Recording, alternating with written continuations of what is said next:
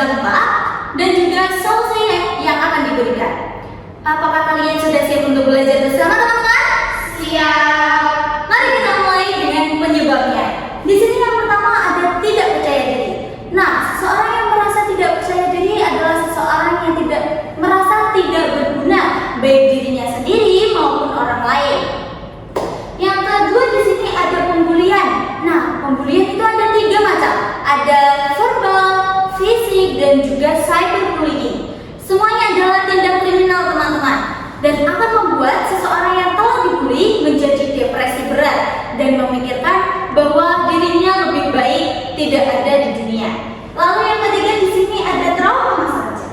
Seseorang yang mengalami trauma masa kecil adalah seseorang yang masih mengingat masa lalunya adalah hal yang terburuk dan membuat mereka terpuruk dalam imaji masa lalu dan membuat mereka menjadi depresi.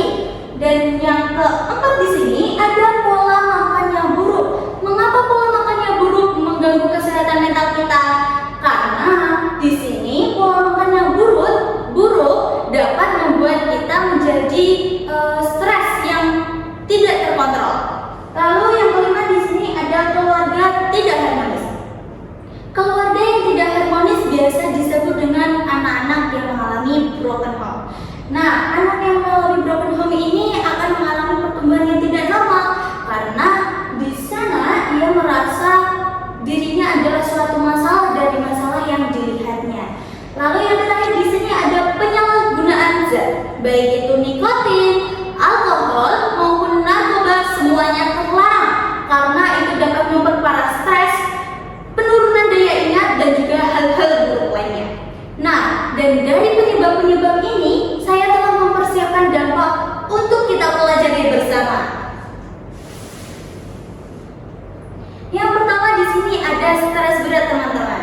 Seseorang yang mengalami stres berat atau stres dalam jangka waktu yang panjang akan membuat dirinya mudah lelah, susah tidur, cemas yang berlebih dan berakibat pada depresi. Lalu ada perubahan suasana hati. Nah, orang yang terkena perubahan suasana hati ini biasanya tiba-tiba marah, tiba-tiba sedih yang berlebih dan mengakibatkan emosional yang tidak terkontrol dengan baik. Lalu ada sulit berkomunikasi. Seseorang yang mengalami gangguan mental pasti sulit berkomunikasi dengan orang lain karena menganggap dirinya tidak berguna bagi orang lain. Lalu ada sulit berkonsentrasi. Di sini orang yang sulit berkonsentrasi biasanya telah memiliki pemikiran-pemikiran hal negatif, hal positif hingga hal-hal yang tidak perlu untuk dipikirkan dan alhasil mereka akan sulit berkonsentrasi pada satu hal. Lalu yang terakhir adalah penurunan energi. Orang yang mengalami penurunan energi ini biasanya orang-orang yang tidak punya motivasi lagi. Akhirnya mereka akan menjadi mudah lelah, mudah cemas dan juga yang lainnya. Lalu dari penyebab dan juga dampak-dampak yang telah saya jelaskan, pastinya ada solusinya nih. Jadi solusinya di sini ialah yang pertama ada manajemen stres. Dari manajemen stres ini kita dapat membuat tubuh kita menjadi lebih aman, segar dan juga positif karena kita dapat melakukan hal-hal yang telah kita sukai, baik itu hobi seperti membaca, menulis dan juga yang lainnya. Dan di sini juga ada istirahat yang cukup. Bagi kalian yang telah mengalami stres ini dapat istirahat yang cukup agar stres kita lebih terkontrol teman-teman. Lalu di sini ada membangun support system dari lingkungan yang aman, nyaman dan kita dapat mudah bercerita. Alhasil kita dapat meluapkan emosi hingga akhirnya kita tidak akan mengalami depresi atau gangguan mental. Lalu ada juga aktivitas bersama. Dari lingkungan yang nyaman, teman-teman yang baik, kita dapat beraktivitas dengan nyaman hingga kita tidak mengalami stres. Lalu di sini ada olahraga rutin. Nah, dari olahraga rutin ini kita dapat kekebalan tubuh yang kuat hingga akhirnya kita dapat membuat tubuh kita menjadi lebih fresh, lebih positif dan lebih sehat lagi tentunya. Dan yang terakhir di sini ada pola makan yang seimbang, yakni 4 sehat 5 sempurna. Dan dari situ